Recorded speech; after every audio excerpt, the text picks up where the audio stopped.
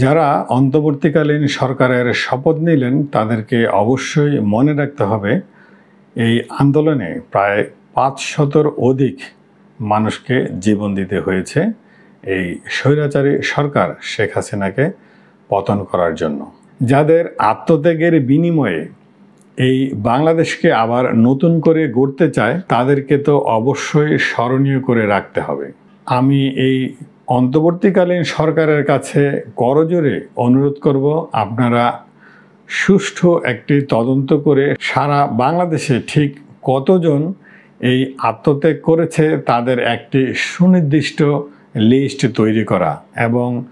সারা বাংলাদেশে কতজন আহত হয়ে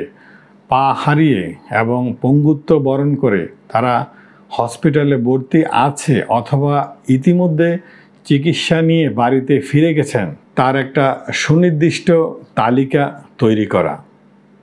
যাদের বিনিময়ে এই নতুন করে বাংলাদেশ গড়তে যাচ্ছেন, যাদের বিনিময়ে এই বাংলাদেশকে গড়তে যাচ্ছেন, তাদের প্রতিদান না দেওয়াটা হবে মহা অন্যায়। তাই আমি রিকোয়েস্ট করব, এরই মধ্যে যারা আত্মত্যাগ করেছেন তাদের পরিবারকে একটি সুনির্দিষ্ট বড় অঙ্কের অর্থ অনুদান দেয়া অথবা তাদের ফ্যামিলির অন্য কোনো সদস্য যদি চাকরি করার যোগ্যতা থাকে তাদেরকে চাকরি দেয়া এবং এক কথায় তাদের ফ্যামিলি যাতে চলতে পারে ওই রকম পুনর্বাসন করে দেওয়া, চাকরি দেয়া অথবা নগদ অর্থ দেয়া, এর কিছু একটা অবশ্যই করতে হবে। ইতিমধ্যে যে সমস্ত আন্দোলনকারী আহত হয়ে হসপিটালে চিকিৎসা নিয়ে বাড়িতে গেছেন অথবা এখনো পর্যন্ত হসপিটালে চিকিৎসা নিচ্ছেন তাদের সমস্ত চিকিৎসার ব্যয়ভার বহন করা এবং তাদের পরিবারকেও পুনর্বাসন করা, যদি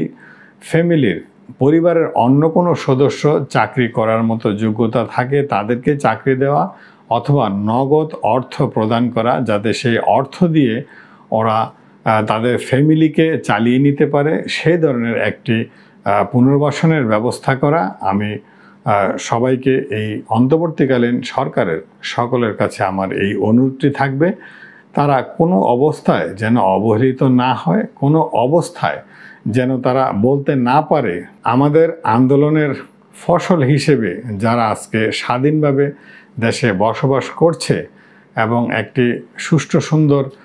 বাংলাদেশ গড়ার লক্ষ্যে যারা কাজ করছে তারা যেন কোনোভাবেই এর থেকে বঞ্চিত না হয়। আমি সেই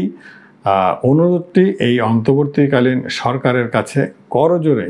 মিনতি করব এবং রিকোয়েস্ট করব, কোনোভাবেই তাদের ফ্যামিলিগুলো যেন ক্ষতিগ্রস্ত না হয় সেদিকে আমাদের অবশ্যই খেয়াল রাখতে হবে, অবশ্যই এটা করতে হবে। পাশাপাশি যারা পঙ্গুত্ব বরণ করেছেন এবং যারা আত্মত্যাগ করেছেন তাদের একটি স্মারক তৈরি করে তাদেরকে স্মরণ করার মতো একটি ব্যবস্থা করে রাখা, যাতে আগামী ভবিষ্যৎ বলতে পারে